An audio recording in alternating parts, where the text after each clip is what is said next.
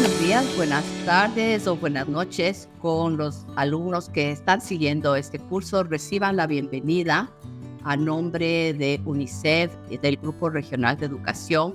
Contarles que este curso, inicialmente desarrollado por la UNESCO, es parte de una iniciativa que ahora se contextualiza para la región de América Latina, y en ese sentido darles la bienvenida al primer curso de Escuelas Resilientes en Español. Mi nombre es Luz Custode, soy la especialista regional de educación de la oficina de UNICEF con base en Panamá, y el día de hoy voy a empezar contándoles un poco de la planificación e implementación de seguridad escolar y de cuál es el contexto en nuestra región, así como los compromisos de la Agenda 2030. Este primer módulo va a ser una introducción al tema de seguridad escolar, y durante el desarrollo de los siguientes módulos ustedes van a ver cómo vamos a ir viendo cada uno de estos temas. Bueno, entonces en este primer módulo, como les contaba, vamos a ver la introducción de seguridad escolar, y como ustedes ven en los siguientes módulos ya van a poder ver, en los siguientes temas de este módulo van a poder ver ya los temas claves tanto de la agenda, la arquitectura internacional de escuela segura, cómo se vincula con la agenda humanitaria y desarrollo, y también cuáles son los argumentos económicos para que las escuelas sean seguras. Bueno, entonces lo que vamos a ver aquí en este primer módulo son los impactos, y en este sentido vamos a ver cuáles son los impactos globales, el panorama de desastres de nuestra región, cuáles han sido los impactos de estos desastres en el sistema educativo. Y dentro del sistema educativo, obviamente, hablaremos no solamente de los alumnos, de los maestros, pero también los impactos en las infraestructuras. Vamos a empezar hablando de los impactos globales para enmarcarnos en este contexto y luego pasar al contexto regional. Cuando hablamos de impactos globales, les voy a pedir que piensen un poquito en lo que ha pasado en los últimos años. Los datos que les voy a referir son del 2022, y entonces en el 2022 a nivel mundial teníamos más de 244 millones de niños, ¿sí? Entre 6 y 18 años fuera de la escuela. Como ven, un número altísimo. Y de esos niños, 1 de cada 3 que no van a la escuela se encuentran en países que están afectados por guerras o desastres naturales. Y ahí tenemos algunos datos importantes. Por ejemplo, en el 2019, ¿sí?, 127 millones de niños en edad escolar, ¿sí?, estaban en países que estaban afectados por crisis. Y entre el 20 y el 2021 se denunciaron más de 5,000 ataques contra la educación o contra las escuelas, o hay incidentes como el uso de las escuelas por militares. Eso deja a más de 9,000 estudiantes y docentes, ¿sí?, en al menos 85 países afectados.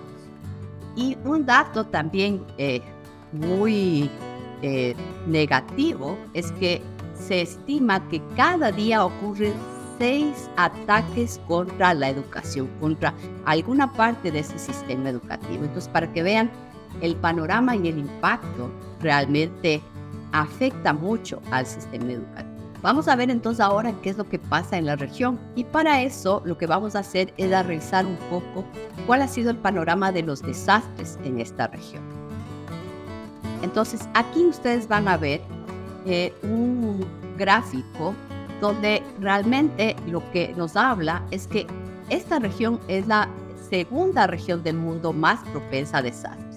Tenemos 190 millones de afectados por 1.534 desastres en un periodo de 2 años. Entre el 20 y el 22 hemos tenido más de 1.534 desastres y más de 190 millones de personas afectadas. Entonces, ustedes ahí pueden ver que esta región, que es una región relativamente pequeña, sin embargo, es una región que tiene de todo: inundaciones, terremotos, deslizamientos, eventos volcánicos, tormentas, sequías, temperaturas extremas, incendios forestales. Y otros desastres igual asociados. Si vamos a la siguiente gráfica, vamos a ver que los 5 países en los que más personas se han visto afectadas, por ejemplo, por tormentas, y eso para dar una contextualización de nuestra región, tenemos Cuba, México, Honduras, Guatemala, Haití. Hemos tenido, como ustedes saben, eventos de terremotos, ¿sí? Y hablamos que en términos de tormentas ha habido más de 400 desastres, y las tormentas son el segundo tipo de desastre que nos afectan. Entonces, el panorama realmente es bastante desalentador a nivel regional. Y ahora vamos a ver cómo eso impacta a los niños, niñas y adolescentes. Entonces, nos vamos a la siguiente, ¿sí? Y es donde vamos a empezar a ver ya un poquito más qué pasa en el sector educativo.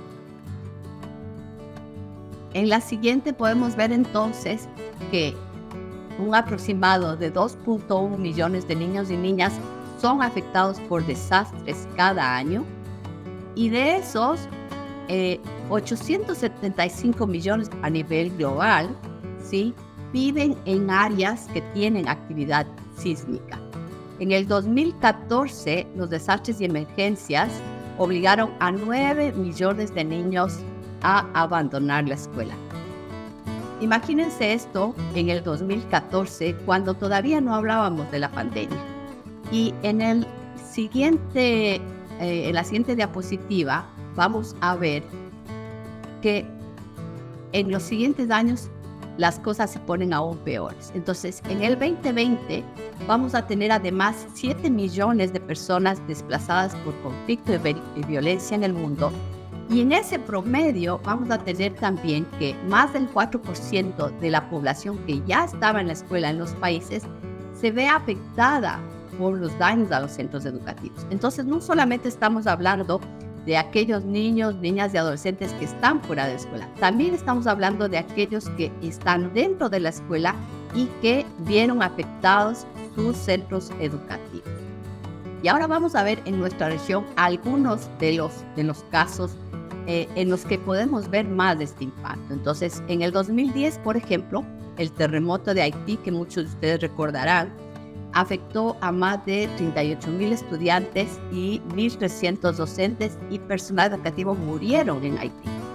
Las oficinas del Ministerio de Educación fueron destruidas, más de 4,000 escuelas, es decir, cerca del 80% de los centros educativos de Puerto Príncipe quedaron destruidos.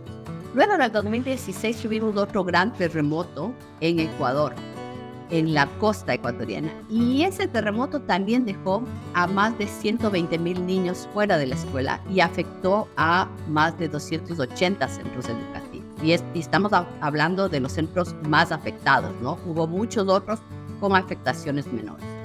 Luego, en el 2019, el huracán Dorian en Bahamas, por ejemplo, dejó 45 escuelas, ¿sí?, afectadas, 7 totalmente destruidas, y como ustedes verán, gran cantidad de estudiantes y docentes desplazados, ¿sí?, y afectados por el huracán.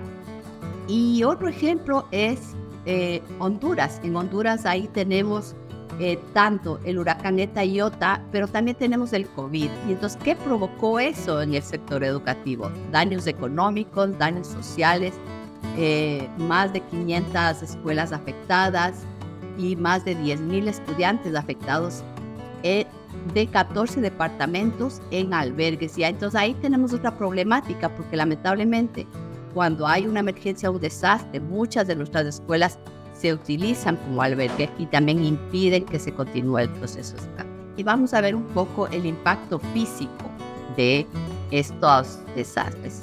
Y entonces ahí vamos a ver que en nuestra región, por ejemplo, entre el 99 y el 2010, tuvimos 7 eventos intensos, ¿sí?, que provocaron alrededor de 4,401 escuelas afectadas.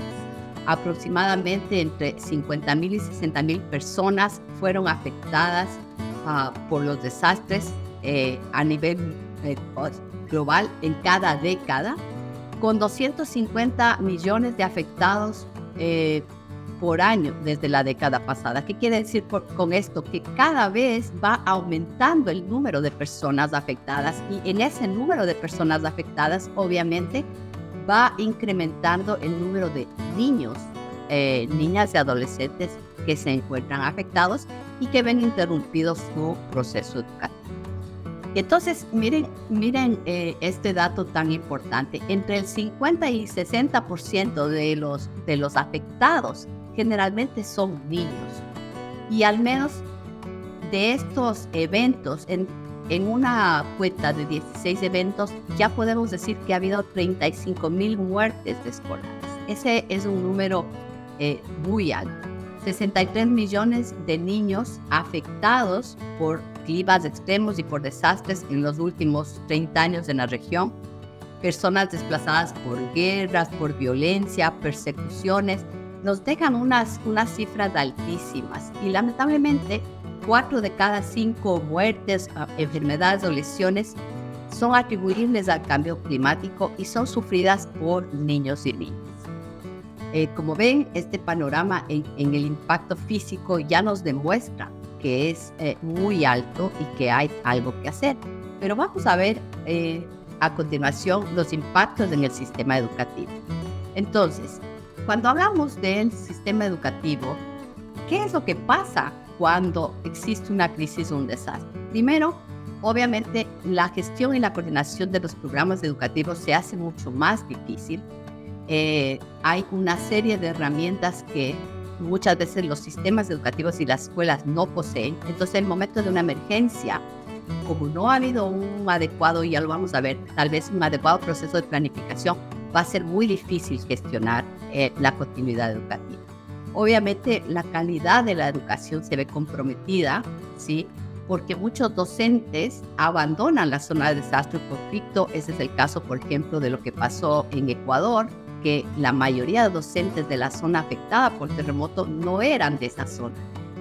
El momento de la emergencia, entonces, obviamente, no se pudo contar con muchos de esos maestros.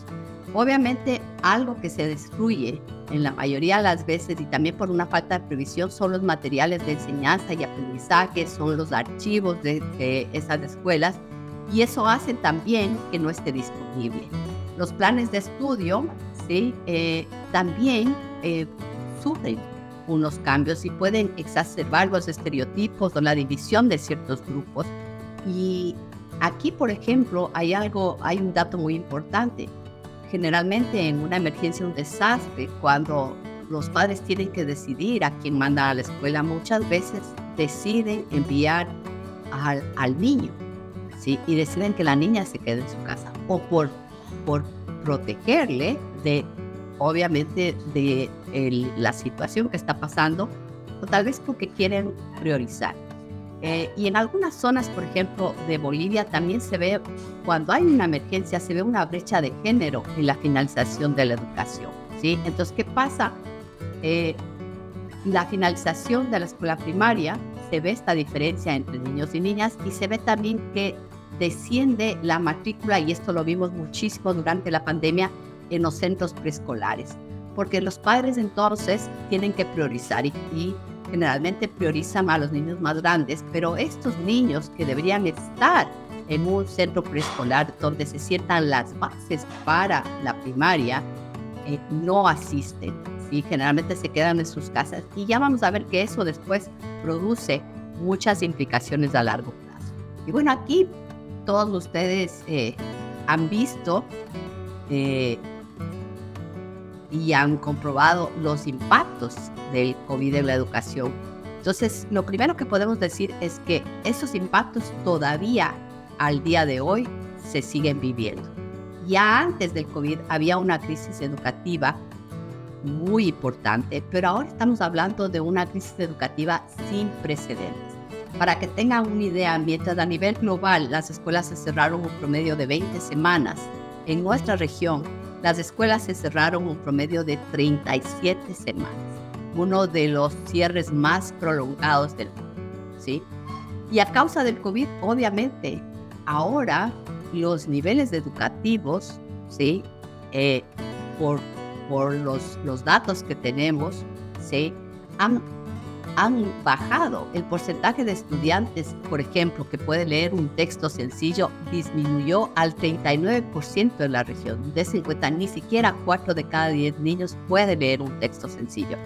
Y 24 millones de niños y adolescentes continúan aún afectados o continuaban afectados por los cierres en febrero del 2022, cuando en muchos países a nivel global ya habían regresado a las escuelas. Entonces, la situación en nuestra región es todavía muy grave.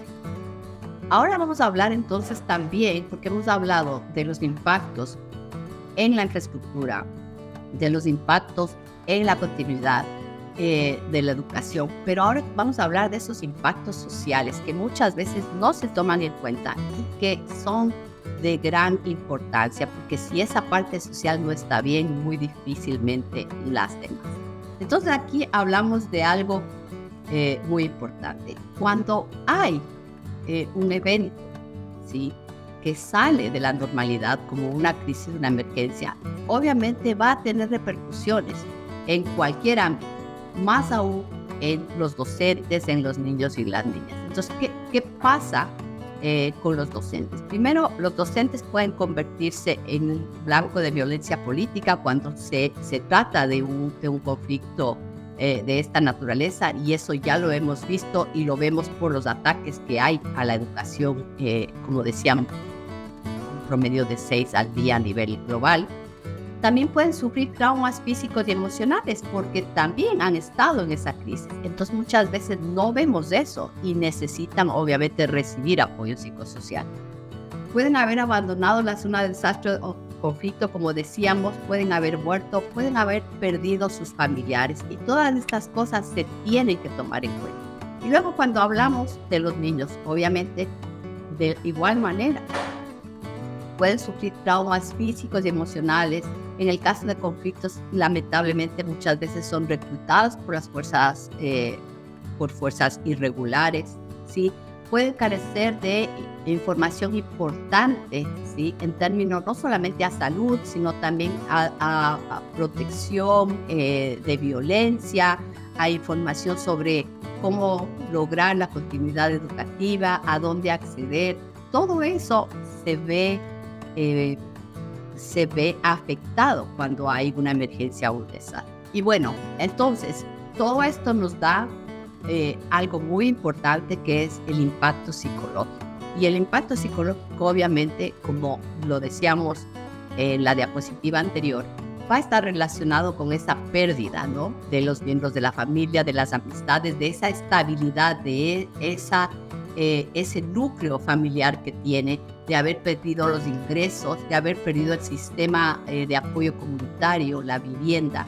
Y obviamente va a debilitar todos los programas que están en curso y que se pueden utilizar, o a los que se podrían acceder. Por eso esa parte, y ustedes por eso lo ven ahí descrito, el apoyo psicológico debe ser hecho tanto a los estudiantes como a todo el personal educativo. Y aquí hablamos no solo de maestros, sino también hablamos del personal administrativo, del personal que forma parte del apoyo de la escuela. Y obviamente los niños están expuestos a muchas otras cosas, ¿sí? No solamente a esta angustia psicológica, sino al daño físico, a la trata, a la explotación, al trabajo infantil, a la violencia de género. Y por eso el tema, ¿sí?, de tener una escuela segura, de tener escuelas resilientes, es tan importante. Y ahora vamos a ver un título que dice oportunidades, pero aquí más bien es cómo esas oportunidades se pierden en el momento de un desastre. Entonces ustedes van a ver, por ejemplo, que cuando hay un conflicto se acrecenta la pobreza, se destruyen los medios de subsistencia y por lo tanto, ¿sí?, se reducen las oportunidades económicas de una familia para crecer y prosperar, y por lo tanto también de un niño para poder prosperar, poder continuar en el proceso educativo y aprender. Por otro lado, la falta de educación va también a comprometer las oportunidades de ese niño hacia futuro. Ya hoy en día hay muchos estudios que dicen que los niños que perdieron tanto tiempo de clases durante el COVID van a tener un futuro, ¿sí?, mucho más difícil en términos económicos que aquellos que pudieron continuar su proceso educativo. Y para finalizar esta parte, que es una parte, como les decía, introductoria, vamos a ver algunos datos de un caso de estudio justamente del evento de Ecuador. Entonces, para contarles algunos datos y algo de lo que hicieron muy rapidito, en abril, el 16 de abril del 2016, hubo un terremoto de 7.8 en Ecuador que tuvo graves repercusiones en el sistema educativo. Ya lo habíamos hablado antes, pero se interrumpieron las clases, se dañaron las infraestructuras escolares, se perdieron los materiales educativos, el mobiliario, hubo desplazamiento tanto de los estudiantes como de los profesores. Sin embargo, hubo una oportunidad. ¿Y cuál fue la oportunidad? Fue el poder reconstruir una infraestructura escolar más segura y resiliente y que pueda ser resistente ante futuros desastres. Y entonces aquí podemos hablar un poco de qué hizo el Ministerio de Educación. El Ministerio de Educación, cuando empezó esta emergencia, empezó primero a mover a sus tesis o a sus profesionales de apoyo psicosocial a todas las regiones que estaban afectadas. Hizo una serie de herramientas como las que ustedes ven a la derecha, ¿sí? En el marco de un programa que se llamaba Escuela para Todos, Juntos Nos Levantamos.